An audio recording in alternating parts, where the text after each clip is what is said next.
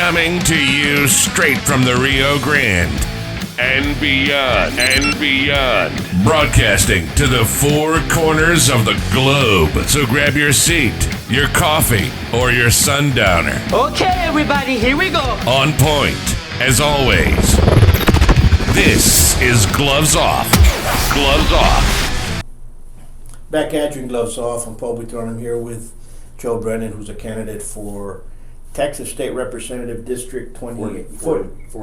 20 Congressional District. This was 42. And we're going to touch base on his views, his ideas, and everything that's going on here in Laredo. How are we doing today? Doing great, thank you very much. We have a lot of work to do. I think there's a lot of things we can improve in Laredo. One thing, the biggest one we have to probably work on, I feel, is the problem at the border. And I look at the problem at the border not so much as the illegal immigrants coming in, because there are people that throughout the years have immigrated and done well here in the United States, but it's the bad actors that are mixed in with those illegal immigrants that the cartels are trying to move into the country. They're finding, I don't have data, but somewhere between 3 and 5% of the men coming in are bad actors actually being sent up here. They're all cartel related. They have links to the different drug trafficking organizations in Mexico and the United States. And they're hoping that the government will move them off on their catch and release program into the bigger cities, so that they can reinforce their gangs up there. I feel that's why the cartel's so interested in this. They're making a lot of money, no doubt about it, but the people that are coming across, first, most of them cannot pay for the duty that they have to pay these cartels to get them across the border. So they're brought in the states, and all the Democrats are doing by facilitating this movement of people illegally up north is they're facilitating what I call white slavery, because those people are indebted to the cartels until they pay that money off, whether it be $3,000, $5,000, $10,000, depending on the case. The girls go up there, I don't know what they make them do, I can imagine, and it's not very pretty.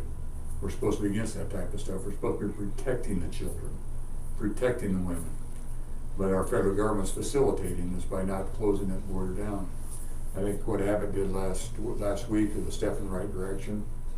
I noticed the sheriff in Kitty County actually took 4 illegal aliens that they caught on the streets in Kitty County, put 2 in the back of one patrol car, 2 in the back, and said, drive them to the bridge in Eagle Pass, Texas. And hopefully that's what the DPS is going to be doing in the future, as they find people not at the border, but further in, maybe a few feet in, that are here illegally. They'll just take them back to the bridge and head them south. They can go through the pains again, and by that way we might deter them to a certain degree. Absolutely. We have a problem, and Laredo has many different problems, and the border issue is a huge problem, and a lot of people do not understand how it's affecting our community. We don't have any jobs, or the jobs are scarce. People say that there's people that want to work. Yes, the people need employees in certain areas, but when you're getting, this is what I'm getting at, when you're getting family members, principals, young kids that just have their driver's license, being told, you're going to get so much money to cross past the checkpoint, all you have to do is drive them someplace. That money's a lot more lucrative than working a $10 job or $15 job there at McDonald's or somewhere else, which it's a start. It's a start for a bit for work, for the working relationship. And people are looking at that. That's why they go sideways in truck. But it's not only affecting the criminal element. Now we're affecting people that are actually workers in our society, leaders in certain areas, like I said, principals and yes, people that are law enforcement and people that are involved in home health care and so on and so forth. So it's no longer just one, it's now spread out, and this is something that we have to stop. And it all comes down to leadership, and I think the leadership right now is up in DC, and it's just trickling down so fast that it's that this is what we're getting. Yeah. And we've had the problem in about illegals coming over for many years, and both U.S. Congress and our U.S. Senate have kicked this can down the street far enough that now it's a problem in our face, and now they don't understand what to do with it. But we better get, that sheriff that's doing that. I think every sheriff should be doing that, bringing people out that are there and put them at the bridge and saying goodbye, or even taking them halfway. You know what? You're going back. That's the end of the story. We've been here in Laredo. It's so sad that for many years, even our current administration and our city council wouldn't acknowledge the troubles that we had. They came out with a resolution, even that nothing was happening here. Everybody signed it. Oh, there's no crisis. All of a sudden, it blew up in their face. Now they didn't understand what was going on. They fought tooth and nail for us not to have the fence or board or wall or whatever you needed. Now we're into this. Now they don't know what to do. They're running scared. Wait a minute. It's the safety of our people that we need. That's paramount. That has to be paramount. The safety of our people. And as long as these bad actors are getting in, our people are at risk. Our mothers, our wives, our sisters, our daughters, they're at risk. The guys, fend for yourself, but the women, the women and children, ones we need to be taken care of. And these bad actors will get over here. They will influence people. Sure. Not in Laredo. It's in Denver. It's in San Antonio. It's in Austin, Texas, and Chicago and New York. How many people were shot in Chicago this weekend? Shot and killed in Chicago this weekend. A lot of these are being provoked by situations with these drug gangs that are getting more and more control within the cities. Now, if you go back 30 years, Mexico was a socialistic government. I've always considered them socialistic. And they were controlled from Mexico City down. Mexico City set all the laws and everything. So that made it very easy through the years for the drug cartels to actually influence the government and their actions.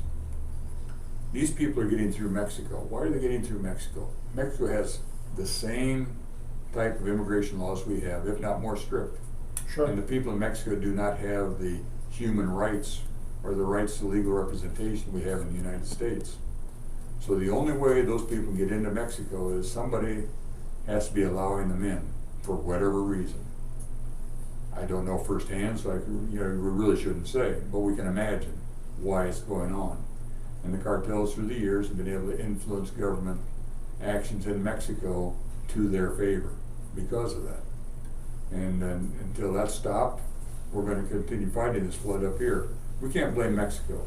We have the strength, we have the power, we have the ability to stop it at our frontier, at our border. Section 8, USC Code 8, Section 1225 allows the Border Patrol agents to determine at the point of interdiction of any illegal alien, are you in the country illegally or not? Have you crossed the river illegally or not? If not, you can turn around and march them right back across the river.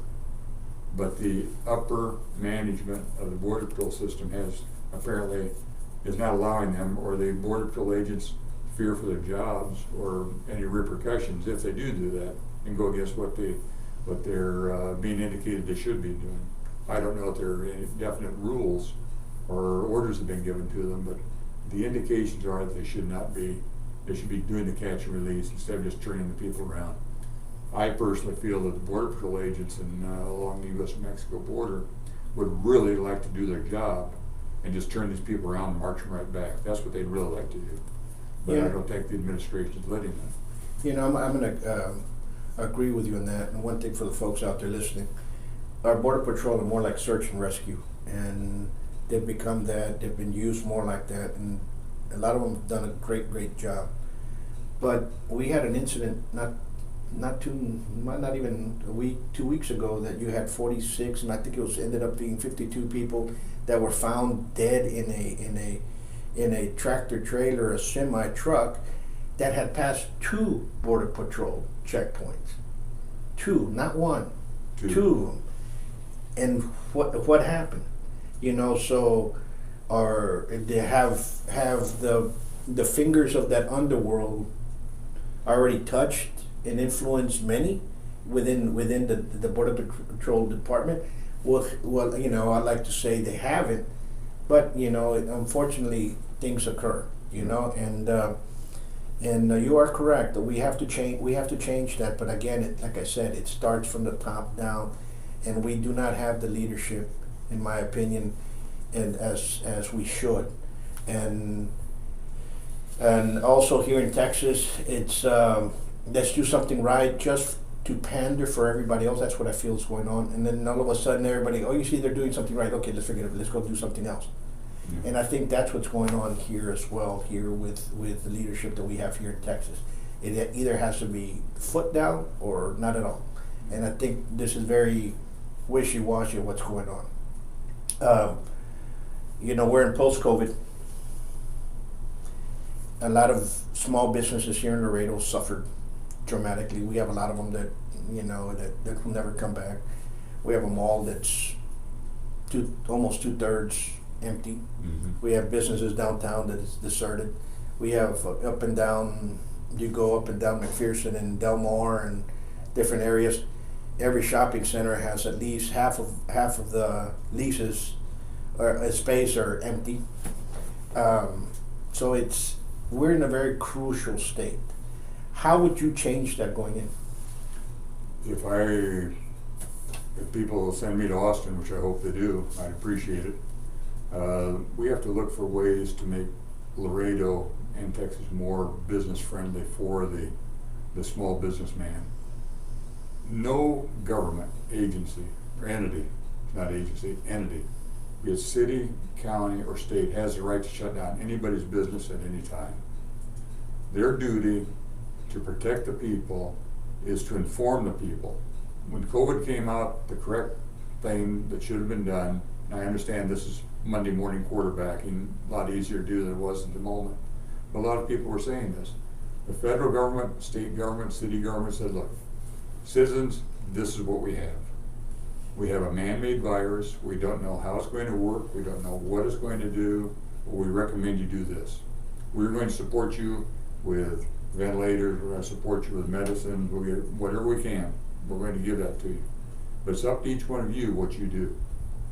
It's a person has to be responsible for his own well-being and what he does. That's true in pandemics. It's true in everyday life. It's true in business. But the government has to make it friendly for them.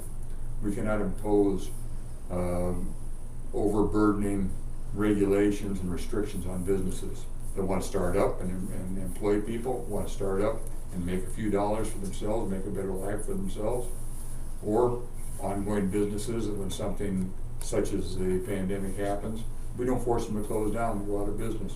Many of those businesses, if they would have been allowed to have their doors open, would have been able to sell enough or provide enough service, at least survive. And they would have known how to take care of themselves. We said, okay, the government says 6 feet, okay, come on in, please put on a mask, or just, stay 6 feet, let's say 6 feet apart, and yes, here's the merchandise, so forth and so on. It would have been fine. Same way with restaurants, same way with everything. There may be some businesses that wouldn't be practical in, but the business owner can make that decision. So this is one thing that we have to stop in the future. No government entity, especially governor, council, mayor, or anybody, or president of the United States has the right to shut down anybody's private business in the United States. We are a free republic. Absolutely. We're not running, this is not a dictatorship, this is not a monarchy. We are a republic, and everybody's free to do whatever they can, whatever they want to do, as long as they're not affecting another person or the neighbor. Absolutely. You see, that's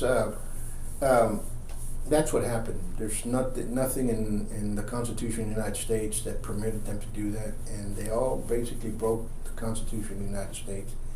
And there's people that are, how can I put it this way? There's leaders that are, I'll use the term wartime leaders. Mm-hmm. And there's leaders that are peacetime leaders. And there's people that think they're leaders, okay? And I'm going to compare this to that, how do you measure a good American president? To me, the best American presidents are the ones that focused on the protection of the United States itself and looked at general infrastructure of what the country needs between states, not on a local level, not on case by case level. I think the last really good president we had was Eisenhower. I think to go back and say we had a really good president, I think Eisenhower was the last one we had. What did he do? He focused on the interstate highway system. Had it not been for him doing that, we may not have it today. But he did it from the tactical army way of what did he need if we were ever invaded or anything, ever tried to invade the United States like they did Europe. What would he need to move the armies back and forth? He said the interstate highway system was the way. And that was right. He connected states. He gave them good highways from state to state that commerce was able to use. The travelers, the people wanting to go on vacation were able to use. They could travel, they could say from from Midwest to California, save almost 2 days travel time. And the family wanted to go out there to go to Disneyland or any of those places out there. From when they were on 2-lane highway to the 4-lane highways that Eisenhower started. That's what the president's supposed to do. He's supposed to worry about the general scope of things. That's what the federal government's supposed to do. The Constitution says they're supposed to protect our borders from foreign invasion. And then each state is supposed to worry about their own state. And within that, in each state has basically the same thing in the community in their Constitution. The communities are pretty much responsible for their own communities. The state will support, they have to follow state laws, but the state is the strength of the United States. And that all comes from the original settlers of the United States. When this country was not found, was settled, even before it was even the Declaration of Independence. The strength of our country has always been the family unity, the family unit, the strength of family unit. And as long as that family unit is left intact and the family able to self-determine their future, our communities will be strong. As long as our communities are strong, our states will be strong. And if we have strong states, we'll have a strong union, a strong republic, and we'll be able to stand up to anybody. Absolutely. And going back with that is one that doesn't get us involved into problems like stupid wars that we've been doing for the longest time. Oh, yeah. And unfortunately, a lot of people might not like him, but President Trump didn't get us involved in any war. Actually, he stopped them. So so maybe people they don't like him, but he did something good for the United States. He was stopping them, and now we're looking for another war. So what I'm trying to say that is we need leaders that are going to protect Laredo for that in the future. We can't have if it wasn't for the state and wasn't for the county and our U.S. congressman, Laredo be in the hole during 2020, and they dug a hole, but it would be already in the hole because the leadership inside Laredo was just destructive. And people might argue, no, they did the right thing. Well, you're not looking at it as a business standpoint of it. A lot of small businesses are no longer here. They're dead. They're not going to come back. That tax base is here anymore to support the city, and employment's not there. And you have a lot of companies right now that are suffering because there's lack of employment. People don't want to go work because they're getting a nice little paycheck probably. And so we have to stop that. We have to start getting the growth in there. Now, talking about jobs, what kind of jobs or what would you like to see in Laredo? We have a very strong commerce industry here in Laredo now, trucking, customs brokerage, things like that. Those are good businesses, don't get me wrong. But we need more industry. We need more jobs that require higher tech of our workers. But to do that, we need to work with the school systems to increase the STEM education. We need to focus more on STEM education, more than anything, vocational education. Martin High School has a little vocational program. I think each one of the high schools has a small vocational program. But are they really focusing on those vocations such as electricians, HVAC, carpentry, things like that, that the industry and the economy really need to make it grow? Those jobs are when the kids come out of high school, if they have 2 years of studying or working with their hands, learning with their hands, electrical, high-vac, carpentry, welding, things like that, they could actually go out and be productive. There are people, construction companies, if they can get carpenters out of high school, they actually read a tape measure, actually know how to lay a square on a board and cut it straight, they would love to have those kids to come out there and help build houses, help build buildings, and support the growth of Laredo even more. And we'd have better quality. Then when industry from the outside sees that we have those types of people in our workforce coming out of high school, industry say, hey, you know what, maybe I can go down there and I can make sometimes automotive parts in Laredo. You know, set up a plant where people are making $15, $20, $25 an hour, operating a punch press or anything. They're working a good solid 40 hours a week. They're not out there trying to, well, I'm going to work today cutting grass or something like that. They can actually go out there and get a good, well-paying job with some benefits and things like that. But we have to work more in the technical trade area. We have to get that, and that's one thing I'd really like to do out of Austin is promote through the school systems locally to increase vocational education. About 30% of our kids should go to college. Sure. I'm talking about a 4-year degree. Those vocational kids that were studying high school, great, they're going to learn a lot. If they can get a job, good, but maybe they want to go a little bit further. They can go down to LC, Laredo College, Community College, or Laredo College. Has had a somewhat of a vocational program for years. That needs to be supported more. Laredo's budget isn't great enough to set that up the way it could be. There's absolutely no reason why the state can't go in and provide more funding for those types of schools if they're going to provide additional education for hands-on training of kids. The 30% of kids that go to college and should go to college should be doctors, lawyers, great, engineers. That's great. It's those other 70%, when they come out of high school, they finish their formal education, should be able to do something productive. Absolutely. You know, and provide some added value to our economy. Sure. But we have to, that's the job of the schools, is to teach the kids, get them ready for life. Absolutely. And their schools are they're lacking. They have to start passing up, and I think everybody needs to start thinking about Laredo in general, not everybody sporadically going out. What's saving Laredo now is Laredoans. It's not the municipality. It's Laredoans. People like yourself, people that are out there saying, you know what, I want to push this forward. People that are, you know, the mom and pop store down there that said, you know what, I'm gonna continue opening, I'm gonna continue moving forward.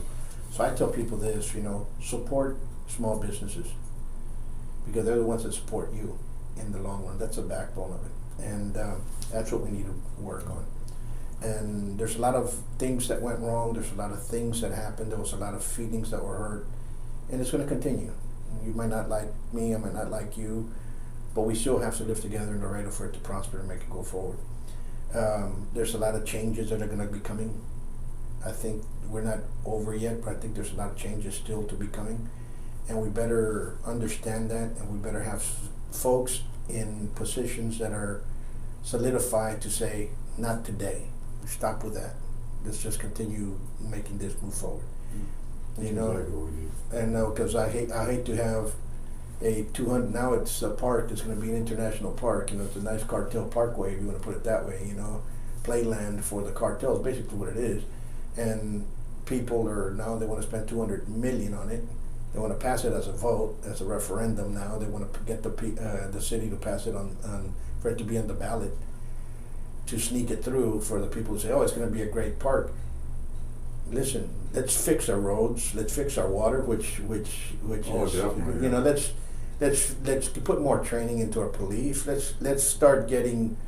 You understand what I'm saying? There's a lot of things that are going on here that this past administration has disallowed, or by spite, or by lack of knowledge, or by pride from Laredo from growing forward, and we need to change that. And to that point, 200 million. I saw in the newspaper. I believe this number is right. Correct me if you have to know I'm right or wrong. I believe Henry Cuellar was touting in the newspaper how he brought in 75 million to give them for study for the international park or something like that. What a waste of $75 million. That $75 million should have been brought in and said, you know, school systems, I want you to go out and I want you to hire retired police officers. I want you to hire, I want you to go hire the retired DPS officers, retired Border Patrol agents we have in Laredo, and I want you to put them to stand post at each one of the public schools. What happened to Uvalde should never happen. Absolutely. And it has to do solely with that school being exposed. And that was completely inexcusable. Our tax dollars, instead of going to international parks, should be going to support the protection of our children in those schools and the teachers. Don't get me wrong, the teachers. Absolutely, and that needs to happen. Yeah. I think we have to reformat our law enforcement. I think we have to really have a nice sit down with the law enforcement leaders and say, there's going to be one agency that's going to take care of this instead of 15 different agencies thinking they're the best and not doing anything, just like the cowardness that we observed in Uvalde. Let that be of an example to move forward. There's going to be one major SWAT team. That team's going to have everything. Let it be the sheriff's department, whoever the sheriff, they're the ones that do this. The police has one, the air police has a SWAT team. Everybody has a SWAT team. Nobody did anything about it. Yeah. You had an off-duty border patrolman that came in with a barred shotgun and took care of business. You know what I'm saying? That is the most, that's the you know, I wasn't there. People say, "Oh, no, it was just pure cowardness in this thing. Either they wanted this to occur, and they allowed it, or just pure cowards." And let's get trained individuals to take care of that. And people might say, "What do we know?" Listen, I've been training people how to combat violence for a long time. It's the understanding of violence that's the issue. It's the controlling of violence that one has to understand. I'm not teaching you how to go out there and beat up somebody. I'm teaching you how to control violence. And if you do not know how to control violence and you think just that you're going to go out there and beat up somebody, the person that's going to end up getting beat up is you. And so people need to understand that. And you need training. It has to be done over and over and over. It's not an 8-hour course. It's not a 2-hour, 4-hour, 6-hour active shooter lesson video and this is what you do. No, you have to do that every week, every day, at least 2-3 times a week, going over different tactical and experiences. And the people here don't have the training of that, but you do have the ability because they do get paid a lot of money. So I hate to use the word defund, but defund does not mean dismantle. Mm-hmm. So if some agencies have to be defunded from their SWAT agencies and make sure that the sheriff has one and all of them are trained to do their job, and they have a SWAT team that's 24/7, then all the rest of the Laredo Police Department, the Railroad Police, and all the rest of the police departments say, you know what, guys, you guys are going to get a nice little billy club and you guys are going to walk the beat while these guys are the ones who are going to take care of business when something like this happens. It's one constant that everybody knows who to call to take care of the situation. This happened, bingo. I don't want to call it defunding. What I do is we need to consolidate resources. Action. Yeah. I worked industry for 50 years, more than 50 years. I was a problem solver. That's a different conversation. But anyway, my job within the industry was to, if they had a problem with production, take care of it, get it fixed. And so that's what I looked at everything. Okay, what's broken? How do we go fix this? To me, and my idea, and I've talked to other people about this, is we need to take all of the school police departments. 1994, I believe, is when the bill was passed that approved school districts to have their own police department. Most of the school district police departments are very ineffective because they do not have, as you say, highly skilled, highly trained personnel that are trained to go into those types of situations. A lot of them, as I see and I feel, are just police departments that are more of a, well, you know, you're a nice guy, you're my friend, yeah, I'll give you a job. It's more, Sure. it's more, so all those police departments need to be taken away from the schools. The school superintendent needs to focus on education. The school and all their assistant superintendents, 9 of them or whatever they have, need to focus on education. Public safety needs to be public safety experts. Personally, what I would like to see is I would like to see the state of Texas set up a special department within the Texas Rangers, Department of Public Safety, that would be in charge of all school district police forces. They would select the people for those forces, they would train them, and they would have a regional supervisor in each one of the towns or counties. And those departments would be stationed 100% time at the school, but they would report to that, and he would be responsible around make sure everybody's up to snuff, as I call it, ready to act whenever they need to. And SWAT, you're right. One good SWAT team in Laredo, 2 good SWAT teams maybe in San Antonio, probably 1 in Corpus Christi, 1 in McAllen, 1 in Brownsville. Those towns are small. You don't need 1 good one. You give it to the county. Give them all funding. Take all that funding, give it to the county. Say, you know, but we want the best. Absolutely. We want officers in that SWAT team that can practically walk on water and solve problems, and they will do it. You know, Brennan, I know the majority of the instructors. I know them very well. Half of them couldn't fight the way out of a wet paper bag. And I say that as honest and as could be. And I know them personally. Half of them get scared if a 15-year-old kid came up to them and pushed or grabbed their wife's ass. Yeah. Understand what I'm saying? Yeah. They would end right there. And I hate to use those words because that's exactly what you need. You need somebody that is trained enough that's going to turn around and take care of business. I hate to sound that way, but I know them. Mm-hmm. They're given jobs because they're so-and-so's brother, they're so-and-so's friend, they're so-and-so's nephew, they've been around for a long time. Oh, he did all these little 4 or 5 hour certificates, so he's the one that can handle this. He has never fought in his life. Yeah. You know, he was never in a schoolyard tussle, was never in the ring. If he was in the ring, you know, they claimed they can box, they couldn't box a pizza, and then they're doing these type of business. You can't. You need people that are trained for that. Let's call a spade a spade. And people need to understand that. And right now is a time that we all, as a community, have to hold all these different departments and everybody accountable and say, you know what, quit lying to us. We know you guys are lying. Quit fooling us now. You take out of business, or here's a nice little letter that says you have to resign. Mm-hmm. And that's, we the people have to start hosting that, those elected officials responsible. Accountable.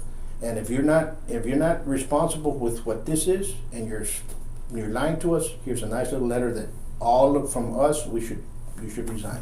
And I think things are going to change. I think we're right now at a pinnacle of all the problems already rose. We're already there at the top. There's nothing else that can happen unless we go into a war right now. Okay? We're already in that pinnacle. Either we're gonna fall by the wayside, or we're going to fall and do good things for society. Mm-hmm. And that pinnacle is post-COVID right now. We're here.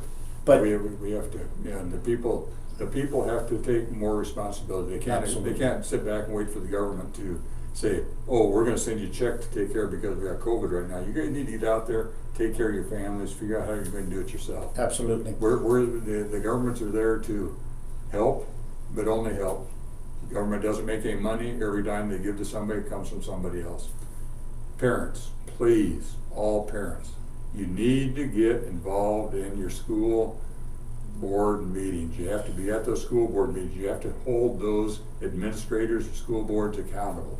We need good people. There's the UISD, LISD. Each one of them has at least three places open for on the ballot this November. Please, we need good people that are really interested in a good, solid education.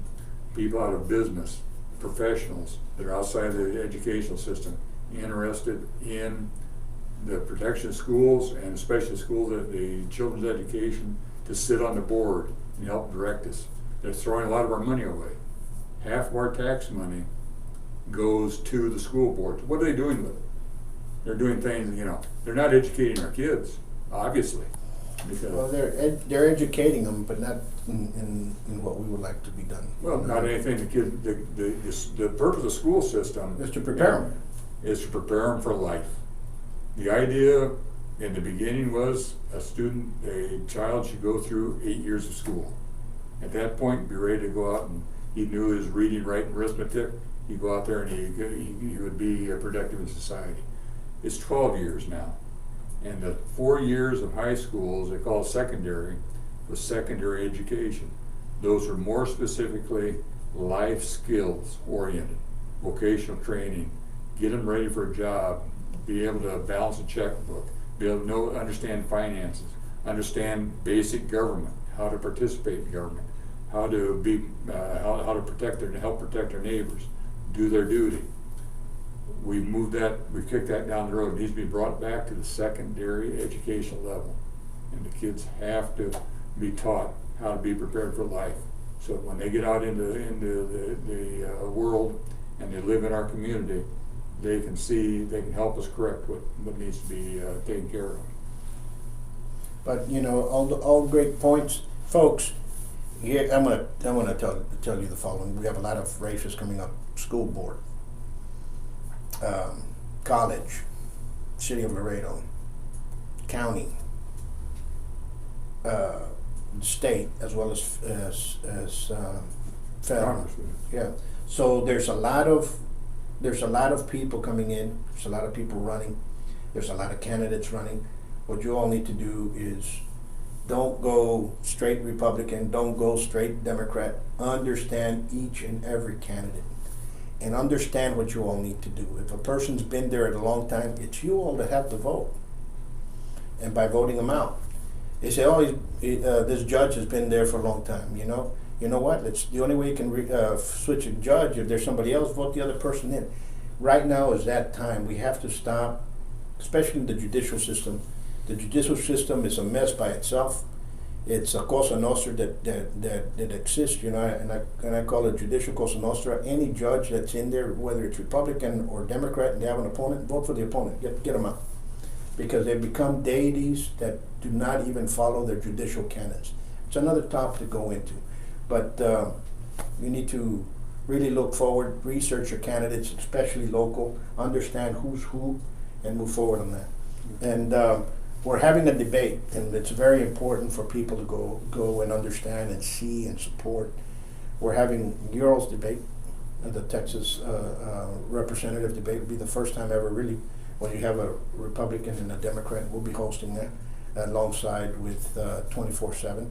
We're making it's going to be a little bit different, because it's going to be a sit-down dinner. There's going to be a poll, a straw poll. There's going to be a lot of people. You can meet your candidates. You can have a little bit more time to understand what's there. And we're also going to have the mayoral debate, which has a lot of candidates in there as well. And also we're going to have City Council District 1. We wish we could do all of them. We can't, because time constraints and everything else. But I think it's going to be fun, because I look forward to it. I look forward to having a conversation with my opponent. I'm Joe Brennan. I'm running for District 42, which is Laredo. My opponent's Richard Grayman. And I look forward to all of you going out in November and voting for me, of course. But we will have a good debate on the 7th of September. 7th of September. And I'll put live on, you put those up on YouTube, right? Yeah, later on it's going to be on YouTube. It'll premiere on YouTube, after the editing and so on and so forth. So it's going to be good fun. Yeah. I suggest if you all want some, you all can call us in for, it's not going to break your bank. It's going to be a nice dinner. So take it from there. Look forward to it. Okay. Till next time, folks, you all stay safe, be safe, and remember, stay at peace. Thank you.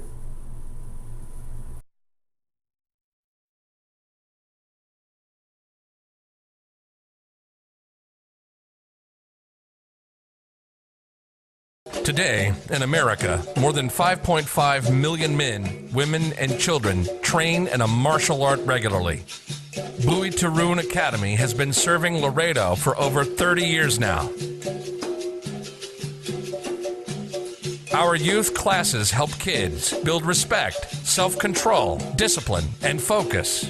This will teach them how to deal with bullies and peer pressure.